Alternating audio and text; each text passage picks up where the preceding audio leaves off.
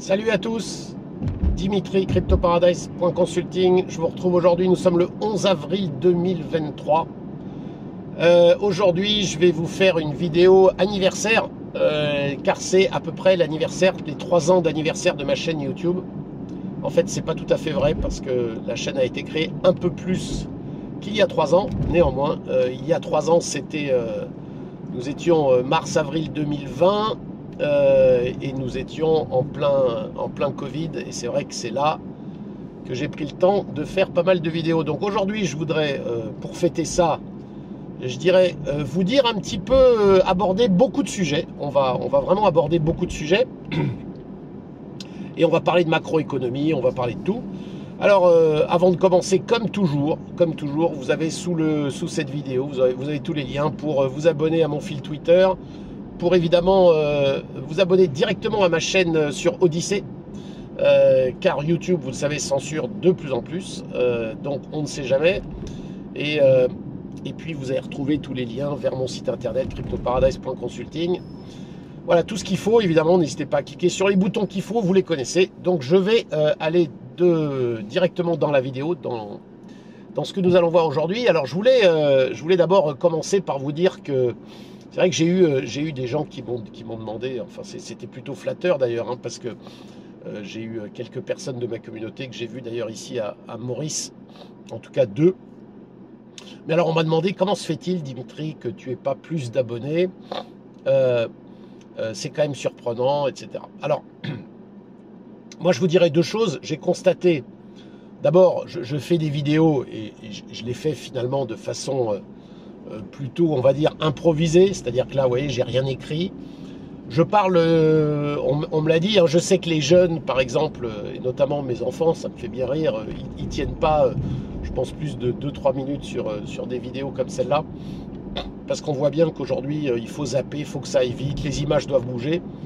Donc, c'est pas mon cas. Le deuxième point, c'est que j'ai pas grand-chose à vendre. Vous savez, moi je fais des vidéos par passion, parce que j'ai envie de partager beaucoup de choses dont je suis persuadé, et j'ai envie finalement d'aider les gens qui prennent le temps de m'écouter. Et je le fais sans rien vraiment attendre en retour, hein. Je n'ai rien à vendre. Alors évidemment, je propose de l'expatriation, je propose de faire les papiers pour ceux qui le souhaitent, venir vous installer à l'île Maurice. Mais vous savez, je passe pas mal de temps sur ces sujets-là. Là aussi, c'est plutôt de l'aide. Alors évidemment, quand on commence à faire de l'administratif, etc., c'est normal d'être payé pour. Mais voilà. Donc encore une fois, j'ai pas grand-chose à vendre. Je vais pas chiader mes vidéos pour en faire des choses hyper attrayantes au niveau du regard.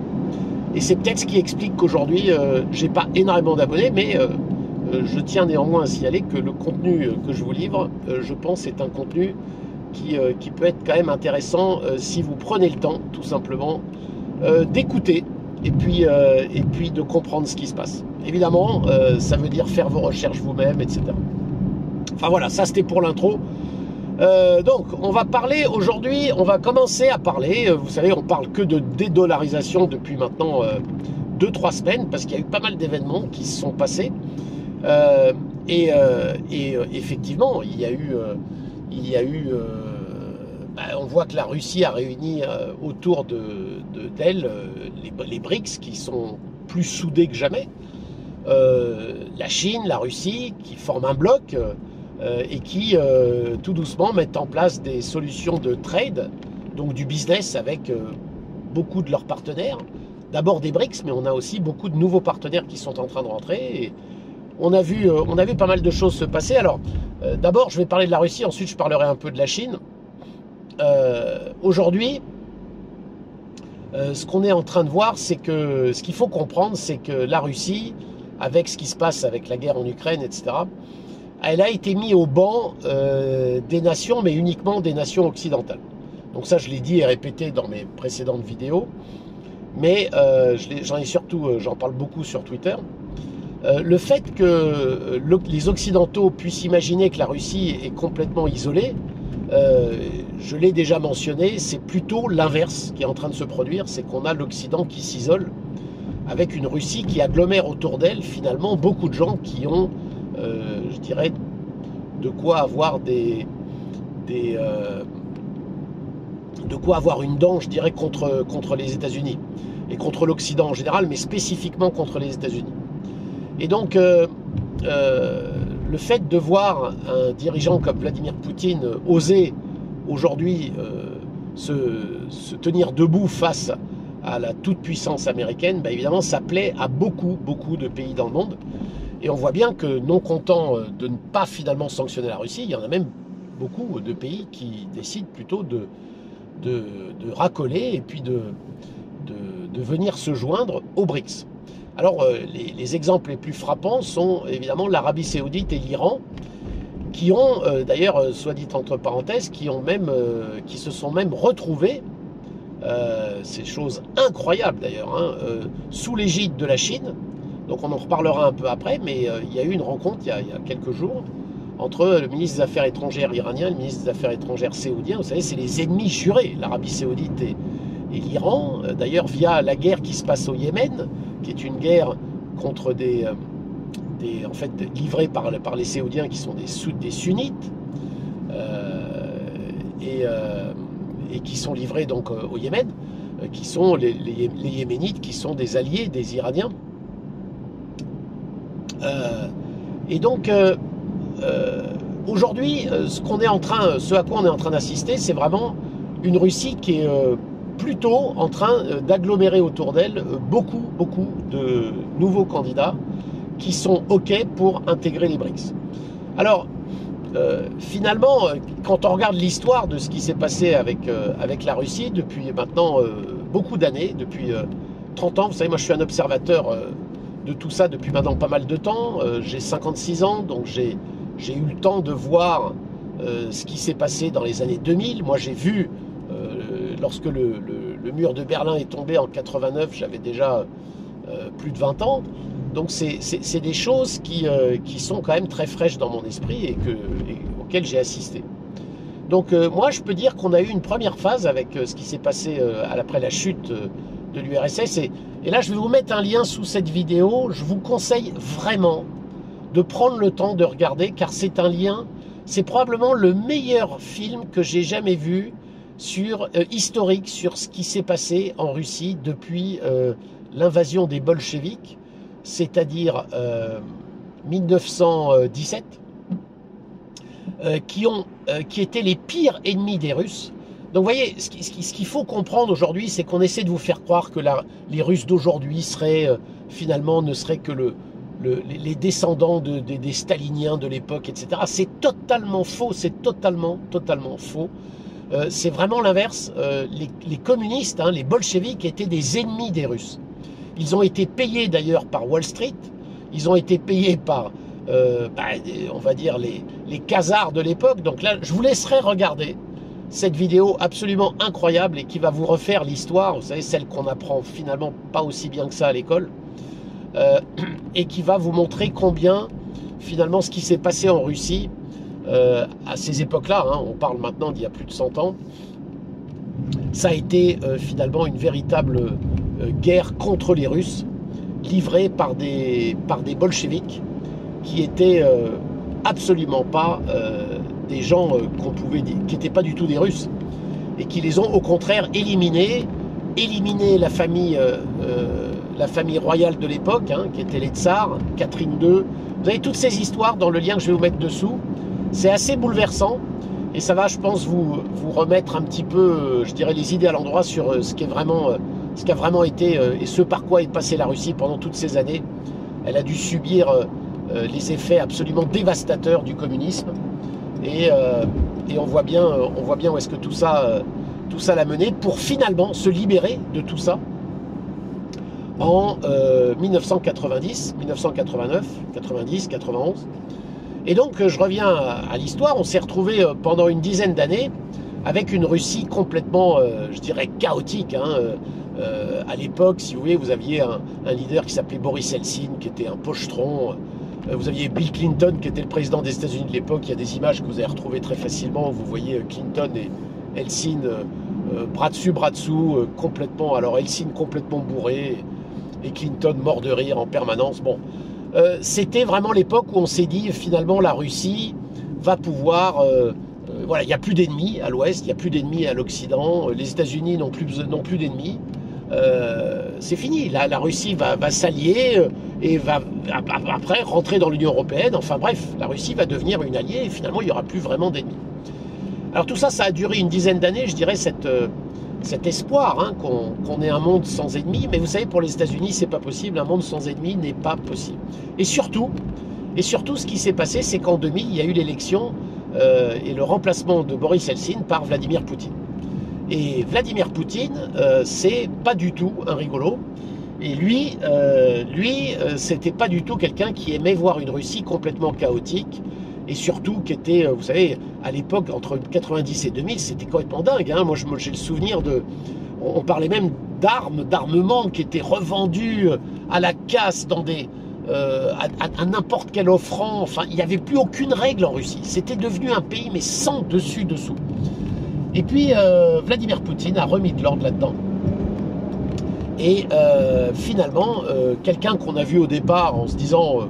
bon, finalement, c'est pas très grave. Donc, les États-Unis ont eu, au départ, je pense, mais ils ont vite compris qu'ils avaient affaire à quelqu'un qui n'était pas du tout quelqu'un qui allait accepter d'être la petite marionnette des Américains et qui voulait redonner à la Russie, je dirais, la grandeur qu'elle avait perdue, évidemment, et retrouver la fierté nationale, ce qui est, somme toute, à la limite, tout à fait justifiable et compréhensible.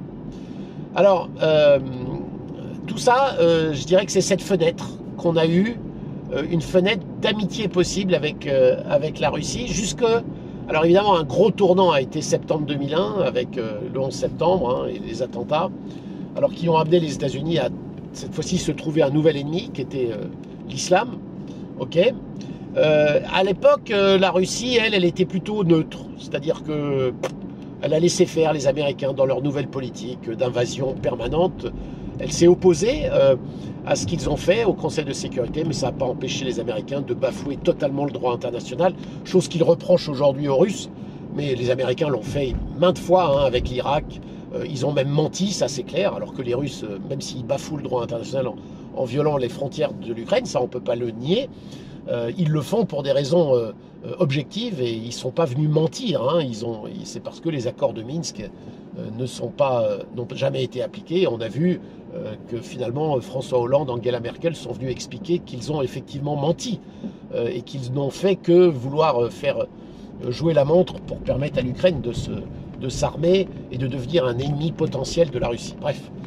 À l'époque, en 2003, au moment de l'invasion de l'Irak, les Américains nous ont menti totalement. Ils sont venus avec une fiole à l'ONU en nous faisant croire que c'était la preuve des armes de destruction massive. Tout ça a été faux. On le sait aujourd'hui, ils ont fait des milliers de morts, des centaines de milliers de morts. Ils ont bombardé l'Irak, basé sur des mensonges. Et surtout, contre la décision de l'ONU qui avait émis son veto, notamment avec la France à l'époque, qui avait osé s'opposer aux États-Unis.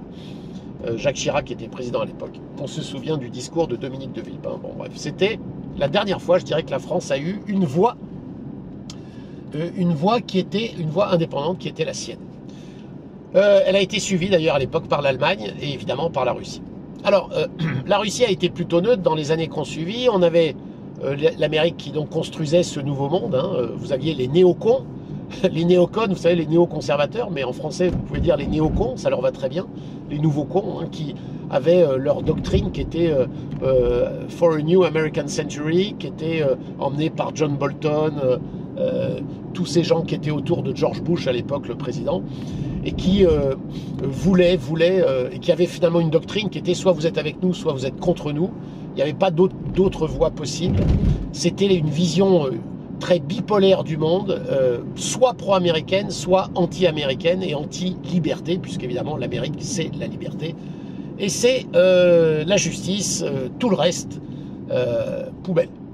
Alors, je vous dis tout ça pourquoi? Parce que ça nous a amené petit à petit jusqu'à 2014. Alors évidemment avec des étapes qui ont été de plus en plus franchies dans, je dirais, la Russie qui s'est affirmée. D'abord Poutine qui a réussi à reconstruire son pays, assez rapidement d'ailleurs. Je dirais en 2008-2009 déjà, la Russie était plus du tout la même qu'en 2000. Et puis 2014, il y a eu, vous savez, les événements Maïdan, les événements les révolutions de couleur en Ukraine, etc. Donc la CIA, qui aujourd'hui s'est prouvé, était complètement impliquée là-dedans, qui a donc renversé le régime qui était pro-russe à l'époque en Ukraine et pour mettre en place un régime pro-occidental. Et puis on en arrive finalement à 2014 où la Russie annexe la Crimée. Alors là, tollé général, sanctions contre la Russie, etc. Et là, Vladimir Poutine devient véritablement l'ennemi. On ne va pas refaire l'histoire, je n'ai pas le temps ici. Mais là, clairement, à partir de 2014, Poutine est désigné à nouveau comme ennemi. Et puis on a un narratif qui ne cesse d'évoluer.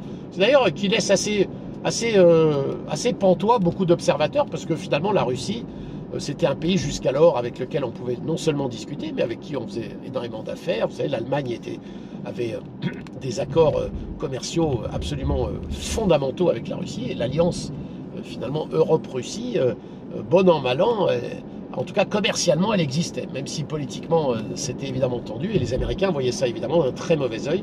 Et donc ils ont tout fait pour mettre un terme à cette alliance entre la Russie et l'Europe, et notamment avec l'Allemagne. Bon, ce qui nous amène évidemment à aujourd'hui, aux accords de Minsk de l'époque, qui n'ont jamais été respectés, et à Vladimir Poutine qui n'a cessé de prévenir qu'il allait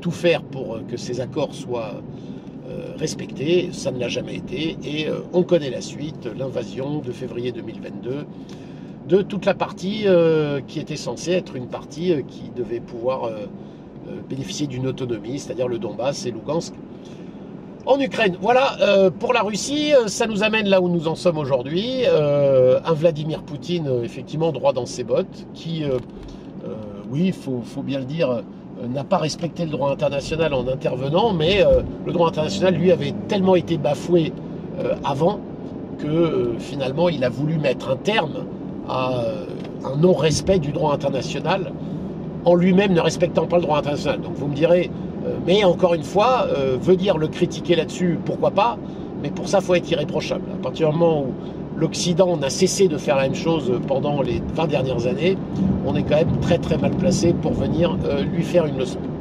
Bref. Et surtout, il aurait fallu appliquer le droit international, c'est-à-dire appliquer les accords de Minsk, ce qui n'a jamais été fait. Allez, on passe à la Chine.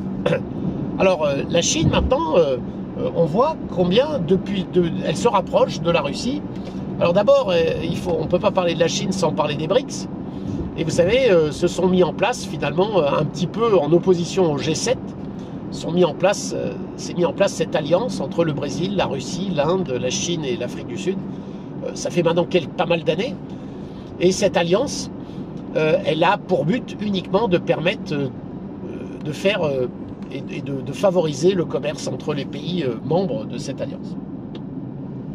Donc c'est ce qu'on a vu depuis maintenant pas mal de temps. Et puis une accélération phénoménale depuis peu de temps, avec maintenant d'autres pays qui veulent se joindre, et notamment l'Arabie Saoudite. Et l'Arabie Saoudite qui commence et qui a déjà accepté de faire des trades en dehors du dollar.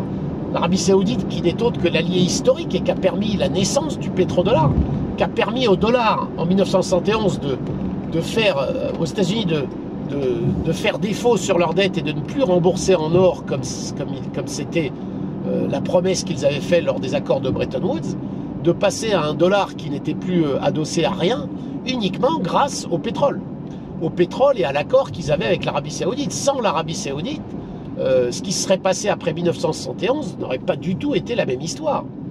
Eh bien, l'Arabie Saoudite sort et commence à clairement avoir une voix dissonante par rapport à ça. Et l'Arabie Saoudite, qui maintenant accepte de vendre son pétrole en yuan à la Chine, et même elle en a acheté il y a quelques jours à la Russie. Alors c'est vous dire, ils ont décidé à l'OPEP de baisser les quantités de barils émis chaque jour, et là l'Arabie Saoudite achète du pétrole à la Russie, probablement pour se permettre, elle, d'en vendre à l'Europe. Alors c'est vraiment une façon à peine déguisée de dire on contourne totalement votre embargo du pétrole russe, parce que nous on va l'acheter le pétrole russe aux Russes, et vous allez nous acheter, vous Européens, vous allez nous acheter notre pétrole saoudien. C'est assez extraordinaire. C'est vraiment un pied de nez absolument extraordinaire. Finalement, à cet ordre occidental qui se croit aujourd'hui au-dessus de tous les autres, mais qui est complètement bafoué par tellement de monde. Et on le voit avec tous ces exemples, et notamment celui dont je vous parlais tout à l'heure, le fait que la Chine a réussi, donc la Chine maintenant promulgue la paix dans le monde beaucoup plus efficacement que n'importe quel pays occidental, et a réussi à mettre autour d'une même table le ministre des Affaires étrangères iranien et le ministre des Affaires étrangères saoudien. Et on vous en parle à peine dans les médias occidentaux, alors que c'est un événement mais colossal, que ces deux entités, ce sont les sunnites et les chiites hein, qui se haïssent, ce sont les deux versants de l'islam qui sont les ennemis jurés, s'assoient autour d'une table, et comme par hasard l'Arabie saoudite commence à parler de paix possible au Yémen. Tout ça, ce sont des signes absolument phénoménaux. Et ça vous montre quoi? Et finalement, si on extrapole, ça vous montre que BRICS est contrairement au G7, c'est une organisation qui n'a pour but que de favoriser le business. Et vous savez, il y a une phrase que j'aime beaucoup et que j'ai tweeté pas mal récemment, c'est « America's business is war, China's business is business ». Le business de l'Amérique, c'est la guerre. Le business de la Chine, c'est le business. Et ça, c'est une phrase que vous devez avoir en tête, car c'est exactement ce qui va faire la différence entre les BRICS et le G7. Et c'est ce qui fait la différence, finalement, et ce qui attire tant de pays vers les BRICS. Donc on pourrait se poser la question, mais pourquoi tous ces pays du monde font les yeux doux aux BRICS? Est-ce que c'est vraiment seulement par anti-américanisme et par anti-occidentalisme? Ou est-ce que c'est pas aussi parce qu'au fond, c'est ce à quoi aspirent la plupart des pays? Foutez-nous la paix chez nous, mais en revanche, on est ravis de faire du business à l'étranger, à l'extérieur. Et c'est exactement la mentalité et finalement ce que proposent les BRICS aujourd'hui dans le monde. Ce sont des alliances entre pays dans un but purement commercial et où il n'y a aucune politique qui rentre en jeu. C'est-à-dire qu'on ne vient pas vous demander ni d'avoir une politique de mariage pour tous, ni de penser comme si, ni d'avoir telle mœurs. On vous demande juste de faire du business, de signer des contrats. Et vous savez, quand les Américains arrivent en Afrique aujourd'hui, comme disait un Africain très récemment, les Américains, ils impriment des papiers, donc des dollars, ils nous les donnent et ils nous prennent nos ressources en échange. Les Chinois, eux, ils construisent des ponts, ils construisent des aéroports, ils construisent des ports et ils nous prennent nos ressources en échange. À votre avis, où est-ce qu'on est plus gagnant, nous, Africains? C'est évidemment avec les Chinois. Et donc, ce business vu par les BRICS est en train d'attirer le monde entier. Et je vais faire une bifurcation sur ce que j'ai vu moi-même l'année dernière. Vous savez, vous vous souvenez, l'année dernière, j'étais allé au Salvador, ce pays qui a adopté le Bitcoin. Et à l'époque, ça m'avait sauté aux yeux de voir tous ces projets au Salvador. Notamment, ils refont tout un port, ils refont... il y avait énormément de travaux titanesques, hein, parce qu'au Salvador, tout est à construire. Et à chaque fois, je voyais China, China, China. Donc, c'est les Chinois qui construisaient au Salvador. Donc, pas seulement en Afrique, vous voyez. Et alors, ce qui me frappe aujourd'hui, et le lien que je fais aujourd'hui en vous disant tout ça, c'est que vous voyez combien même, et ça va nous amener au sujet du Bitcoin, même quand on parle crypto, moi je ne suis pas du tout certain que les BRICS soient pro-crypto plus ou moins que ne l'est aujourd'hui l'Occident et je dirais le côté prison qui est en train de se construire. On le voit aux États-Unis, on le voit en Europe, où vraiment la guerre à la crypto-monnaie est déclarée et où tout va être fait pour rendre de plus en plus compliqué les on et off ramp, c'est-à-dire le fait de pouvoir acheter et vendre des crypto-monnaies pour passer du monde crypto au monde fiat, c'est-à-dire aux monnaies. Mais moi, ce que je constate, c'est qu'au Salvador, pays qui avait déjà adopté la crypto, ça n'a pas du tout gêné, ça ne gêne pas du tout les Chinois pour investir au Salvador. Et donc, vous voyez comme cela illustre parfaitement le fait que les Chinois ne demandent pas au pays pour faire du business avec de faire ci ou ça, d'adopter telle ou telle monnaie. Les Chinois font du business. Faites ce que vous voulez dans vos pays, adoptez les monnaies que vous voulez, ça ne nous dérange pas. Nous, on fait du business. Si vous nous payez en yuan, eh ben très bien, payez-nous en yuan. Donc, voyez comme, même sur le sujet Bitcoin, et on va y venir, je vais terminer d'ailleurs là-dessus, je pense qu'un monde multipolaire où viendra se greffer maintenant ce nouvel ordre, et on aura un ordre, alors de la façon dont je vois les choses venir, c'est qu'on va avoir un ordre, entre guillemets, occidental qui est en train de réduire comme peau de chagrin, qu'est-ce que j'appellerais les pays prisons, hein, dans lesquels vous allez vous retrouver si vous êtes en Union Européenne, si vous êtes aux États-Unis. C'est-à-dire ces pays, alors au Canada, bien sûr, en Australie aussi, ces pays qui vont vous empêcher de faire... alors je dis ça encore, hein, l'Australie aujourd'hui, elle a, je crois, 60% de son business, il est fait avec la Chine, donc je ne suis pas certain qu'on puisse se passer finalement du business avec la Chine. On a vu Macron revenir de son avion, de son voyage en Chine, contre toute attente, il nous fait des déclarations complètement dingues. Alors, moi, je mets aucune crédibilité sur la parole d'Emmanuel Macron, mais néanmoins, je ne peux que me réjouir de le voir tout à coup dire que, ah oui, il faudrait que l'Europe, le gars se réveille, quoi. Il a fallu qu'il discute pendant 6 heures avec Xi Jinping pour tout à coup se dire, ah merde, est-ce qu'on a vraiment intérêt à être les toutous des Américains? Bon, très bien, réveillez-vous les gars, hein, mieux vaut tard que jamais. Hein. Moi, je ne rêve que d'une chose en tant qu'Européen, c'est de voir l'Europe enfin se libérer du joug américain et de comprendre que son véritable intérêt n'est certainement pas de se retrouver arrimé comme ça jusqu'à la mort aux États-Unis. Certainement pas. Donc, j'en viens à finalement ce qui se passe avec le Bitcoin. On a aujourd'hui, on est dans un moment où vous allez avoir le monde qui va se diviser en trois, je dirais. D'un côté, les pays prisons, en tout cas ce qu'ils souhaitent devenir, États-Unis, Union Européenne, dans lesquels ça va devenir très compliqué d'accéder au Bitcoin et aux crypto-monnaies, je vous le dis. Vous allez avoir un deuxième bloc qui sont les BRICS, dans lesquels je dirais je n'ai pas trop d'idées sur ce qui pourrait se passer. Est-ce qu'ils vont être crypto-friendly ou pas? On va bien voir. Et vous allez avoir une troisième